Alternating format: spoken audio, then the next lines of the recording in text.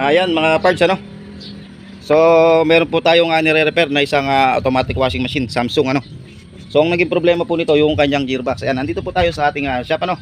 So ito, sa mga naka-experience ng ganito no, panoorin niyo po yung ating video no, kung paano magpalit ng gearbox ng isang Samsung na automatic. So sa mga naka-experience magbaklas nito, talaga napakahirap no. Hindi katulad ng mga ibang automatic washing machine no, na madali lang tanggalin yung gearbox. So ito kasi naka-center yung kanyang tornilyo, ito, center.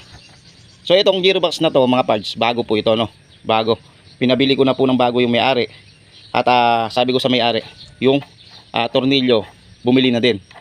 Kasi pagka po tayo nagpalit ng gearbox ng isang automatic washing machine na Samsung ang tatak, Samsung 7 kilograms. Ayan po yung model niya. Ayan, nakikita po ba?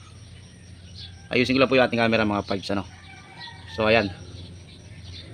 Ayan po yung model niya no. Hindi po nakikita. Yan. So yan po yung model niya no. So yan, kinalas ko na po yung gearbox. Bibigyan ko po kayo ng tips kung paano makalas ito ng mas madali ano. Ha? Ayan. Ngayon, ang gagawin niyo dito, sabi ko nga, pagka bumili kayo ng gearbox, bumili na din kayo ng tornilyo kasi sisibakin na natin yung tornilyo sa loob ng washing machine na to. Yung nakakabit dito, yung original na tornilyo, sisibakin na natin. Ang nakakabit doon yung tornilyong aluminum, kaya madaling sibakin ano. Gagrinderin nyo lang tapos sisilin nyo, masisibak na. Tapos pagkayari no, ang gagawin nyo, iinitin nyo ng welding. Ayan gumamit po ako ng welding ano. So ito po yung pinagbaklasan ano. Ayan, kapansin-pansin nyo po mga parts. Ito yung luma ano. So ang gawin nyo, andito sa loob yan alisin ko lang po ito no. Ayan. So lagyan lang po natin dito to, baka pumawala So ang gawin nyo, ayan natanggal ko na So nakakabit dito yan. Ito nasa ilalim ano.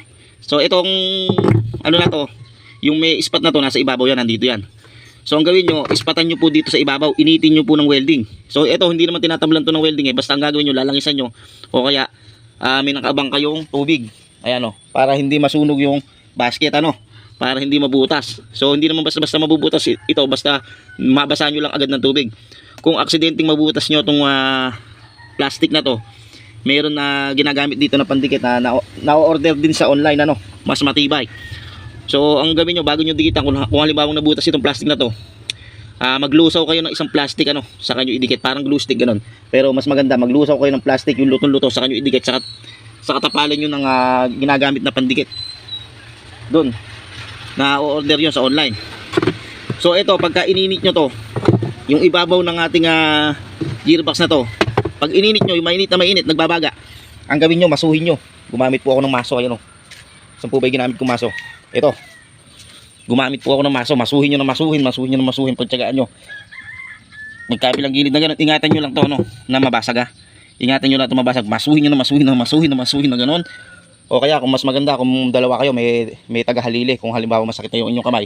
Kasi pagkapagod ka na, medyo mahina na puwersa mo pagkapagod na. Kinakailangan dalawa kayo pagka halimbawa pagod na yung kamay mo or ikaw, may request backup kang tinatawag. Ang gagawin mo, magpapahalili ka tapos yung lakas niya, puwersa, walang lubay, masuhin nyo na masuhin hanggang mainit. So ang mangyayari dyan, bubuga yan.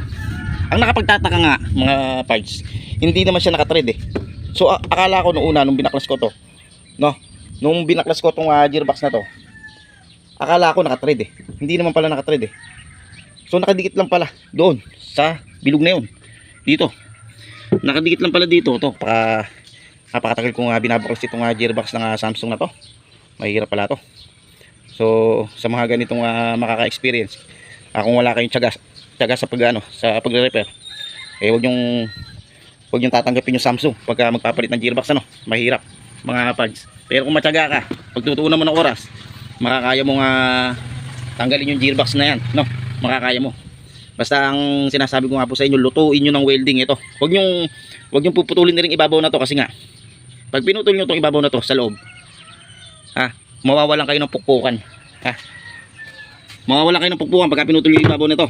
Kinakailangan din nyo puputulin yan para ito, pukpukan, para bumaba siya So yan, itong automatic washing machine na to, isang araw at kalahati ko itong nire-repair para matanggal ko itong gearbox na to. So gaano katagal yung maghapunan? hanggang kinabukasan, hanggang kalahating araw pa, hanggang alas 12 ng tanghali, bali isa't kalahating araw kong binibira.